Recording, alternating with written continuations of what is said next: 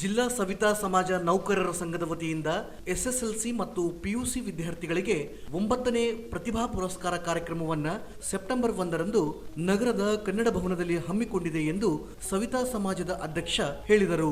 ನಗರದ ಪತ್ರಿಕಾ ಭವನದಲ್ಲಿ ಸುದ್ದಿಗೋಷ್ಠಿಯಲ್ಲಿ ಮಾತನಾಡಿದ ಅವರು, ಕಾರ್ಯಕ್ರಮದ ಉದ್ಘಾಟನೆಯನ್ನು ಸಣ್ಣ ನೀರಾವರಿ, ವಿಜ್ಞಾನ ಹಾಗೂ ತಂತ್ರಜ್ಞಾನ ಸಚಿವ ಎನ್ಎಸ್ ಬೋಸರಾಜು ಅವರು ನೆರವೇರಿಸಲಿದ್ದಾರೆ. ಅಧ್ಯಕ್ಷತೆಯನ್ನು ಜಿಲ್ಲಾ ಸವಿತಾ ಸಮಾಜದ ನೌಕರರ ಸಂಘದ ಅಧ್ಯಕ್ಷ ಆರ್ ನಾಗರಾಜ್ ಅವರು ವಹಿಸಲಿದ್ದಾರೆ.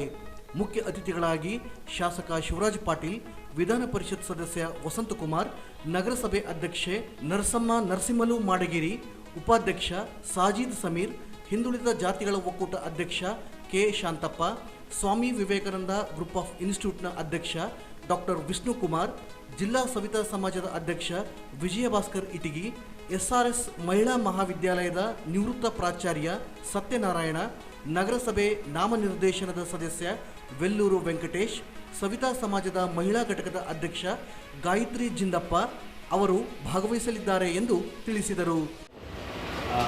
ರವಿವಾರ 1ನೇ ತಾರೀಕಿಗೆ ಜಿಲ್ಲಾ ಮಟ್ಟದ ಒಂದು ಪ್ರತಿಭಾ ಪುರಸ್ಕಾರ ಕಾರ್ಯಕ್ರಮ ಮತ್ತು ಸನ್ಮಾನ ಕಾರ್ಯಕ್ರಮವನ್ನು ಹಮ್ಮಿಕೊಂಡಿದ್ದೀವಿ. ಇದು 9ನೇ ಪ್ರತಿಭಾ ಪುರಸ್ಕಾರ ಕಾರ್ಯಕ್ರಮ.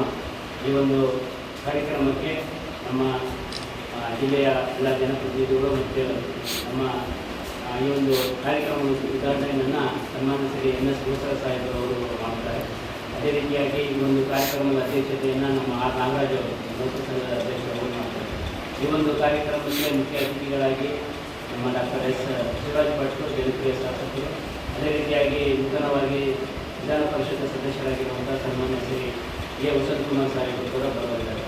ಅದೇ ರೀತಿಯಾಗಿ ನಿನ್ನೆ ತಾನೇ ನೂತನವಾಗಿ ಆಯ್ಕೆಯಾಗಿರುವಂಥ ನಗರಸಭೆಯ ಅಧ್ಯಕ್ಷರಾಗಿರುವಂಥ ನರಸಿಂಹಲು ಮಾಡಗೇರಿಯವರು, ಅದೇ ರೀತಿಯಾಗಿ ಸಾಜಿದ್ ಸಮೀರ್ ಅವರು ಕೂಡ ಉಪಾಧ್ಯಕ್ಷ ಸದಸ್ಯರಾಗಿರುವಂಥ ಅಭಿವೃದ್ಧವಾಗಿ ಕಾರ್ಯಕ್ರಮಕ್ಕೆ ಬರಲಿದ್ದಾರೆ.